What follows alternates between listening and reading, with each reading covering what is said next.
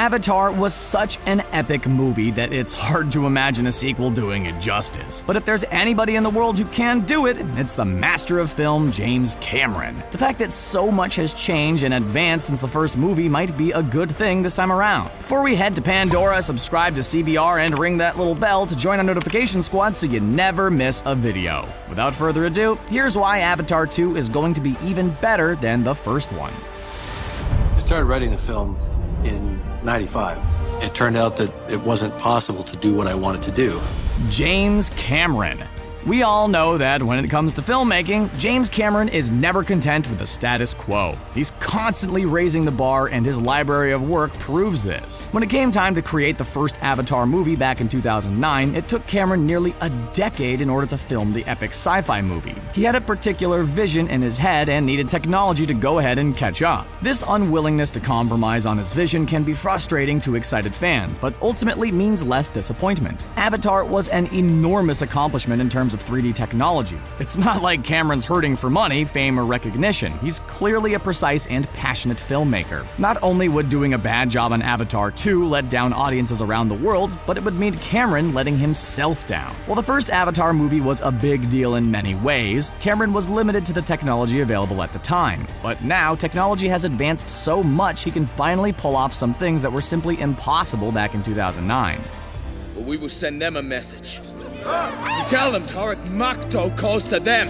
Plot. The sequels to Avatar aren't simply a bid at cashing in on the huge success of the first movie. In fact, James Cameron himself has admitted that the Avatar storyline was originally intended to be a trilogy. There was just so much inspiration and so much to the world of Pandora that it couldn't be contained to just 3 films. The second film in particular had so much material that it was eventually divided up into Avatar 2 and Avatar 3. And this isn't just a cash grab by the studio. Sure, more movies means more chances to pull in more money, but it also means more expenses. We're definitely looking forward to seeing the development of a plot that is so intricate, 3 movies simply won't be enough to do it justice.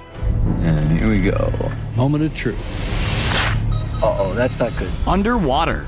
While the world on the surface looked incredible, Cameron was eager to take his story underwater as well. However, at the time, the technology to do underwater motion capture simply wasn't advanced enough to do the movie justice. Cameron was content to bide his time, but now it's time to go underwater on Pandora. We can look forward to all new cutting-edge visual effects, and we're not talking about one single swimming scene here. Some of the story will indeed be set underwater. The challenge is incorporating this creative decision with motion capture technology. These motion capture suits track an actor's movements and then a computer processes that information. In theory, this is pretty simple, but it's quite complicated, and doing it underwater only makes it more so. According to James Cameron, his team had to practice intensely to get these scenes to look just right, and in addition to the technological aspects, there's also the strain this puts on the actors. Cameron claims that they've had to undergo 6 months of training to learn to hold their breath as long as possible while still acting underwater. These actors did not just stand at a lectern and do a voice part. Cast. Having a fantastic storyline is great, but you need to have the acting talent to pull it off. Thankfully, that definitely isn't going to be a problem in Avatar 2. At the end of the first movie, we saw Sam Worthington portraying Jake Sully, who cast off his human skin to join the Na'vi. And then, of course, there's his partner, Neytiri, played by Zoe Saldana, and Neytiri's mother, Moat, played by CCH Pounder. We'll also have Stephen Lang reprising his role as the dastardly Colonel Miles Quaritch. We also have the gorgeous and talented Sigourney Weaver, playing the role of Dr. Grace Augustine, the head of the Avatar program. You'll be glad to know that all of these great characters and talented actors will be back for the sequel to Avatar. In addition, there'll be some new voices and faces added to the cast, one of which is Game of Thrones star Una Chaplin, who plays a new character called Varang. We're also looking forward to seeing actor David Thewlis, although we don't yet know what role he will be playing in the Avatar sequels. Cliff Curtis and Kate Winslet will be playing members of the Na'vi Reef people. Avatar 2 will be a great mix of old and new characters, and we'll get the time to see them really develop over the next few films. I want to talk to you about the future, the glasses-free 3D future. Glasses free. Watching movies in 3D can be a totally transformative experience. It offers a level of immersion that traditional 2D films just can't match, but as we all know, the worst part about 3D movies is having to wear those dreadful 3D glasses. However, that's a problem we won't have to worry about when it comes to Avatar 2. James Cameron owns a production company called Lightstorm Entertainment, which has a partnership with Christie Digital. This partnership has been extended to grant Lightstorm Entertainment the use of Christie Digital's new RGB laser projection system. This will make the clearest picture possible and make it possible to watch a 3D movie without wearing 3D glasses. Of course, not all theaters will be able to show it in this format, so make sure you find one where this is an option. Considering we had to wait so long for this movie, we definitely want to see it the right way. How's it feel to betray your own race? Villain. All good movies need a good villain. In the first Avatar movie, we watched our heroes fight against the heartless Colonel Miles Quaritch, played by actor Stephen Lang. Quaritch was fiercely loyal to the military and notoriously uncaring about Pandora's ecosystem and inhabitants. At the end of Avatar, it seemed as if we had seen the last of old Papa Dragon, but it turns out that that isn't the case. It's been confirmed that Lang will be reprising his role in the sequels. While some may question this decision, we believe it's a good thing. Seeing characters we already know interacting with different things on an unfamiliar and epic journey is pretty much a recipe for a great series. Imagine if Darth Vader had perished at the end of Star Wars: A New Hope. Colonel Quaritch was a great villain who served an important role in the first Avatar movie. Having him appear in the sequels is a way to make them appear more cohesive, especially considering the time gap between their releases.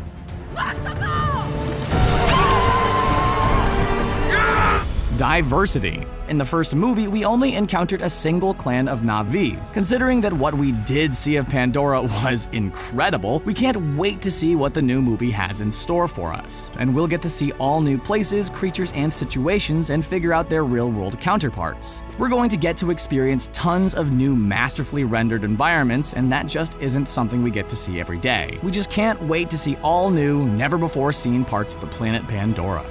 But don't ever take sides with anyone against the family again. The Godfather.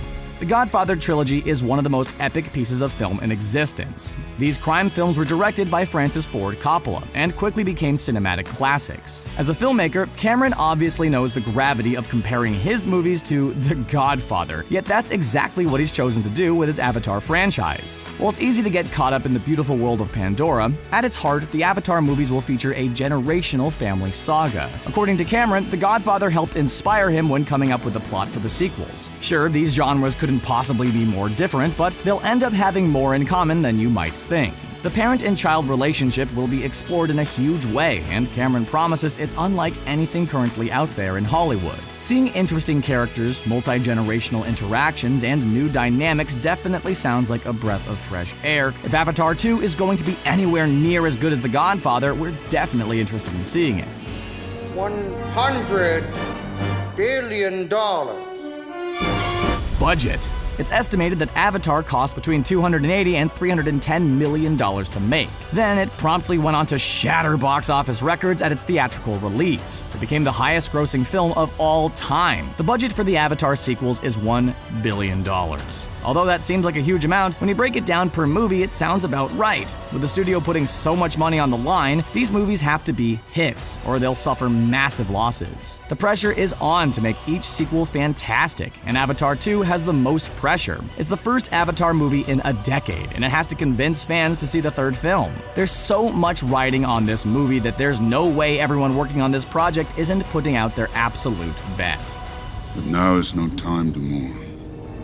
Now is no time at all. The end of an era. Remember back in the day when comic book fans were the only people excited about superheroes? It seems like superhero movies have been dominating the box office for a long time now, but many think it's only a matter of time before this comes to a screeching halt. Like anything else, Hollywood can be cyclical, and it's inevitable that superhero movies will fade into obscurity for a while at some point. Although it's been a while since Avatar was released, let's not forget how absolutely groundbreaking of a film it was. In the world of the box office, we find ourselves getting tired of these overexposed heroes and looking for something new to sink our teeth into. Avatar 2 will be coming out at the perfect time to really make its mark on the box office. Many moviegoers complain about seeing the same old thing over and over again, but many superhero characters are considered too viable to simply retire. Not only will Avatar 2 be a great movie, but it could lead us to finally seeing some new new material on the big screen. It's all over. Nothing's over while I'm breathing. I kind of hoped you'd say that. And there you have it. Were you a fan of the first Avatar movie? How do you think the sequels will stack up against the original? Let us know in the comment section below, and please don't forget to subscribe to CBR for more videos just like this one. Thanks for watching.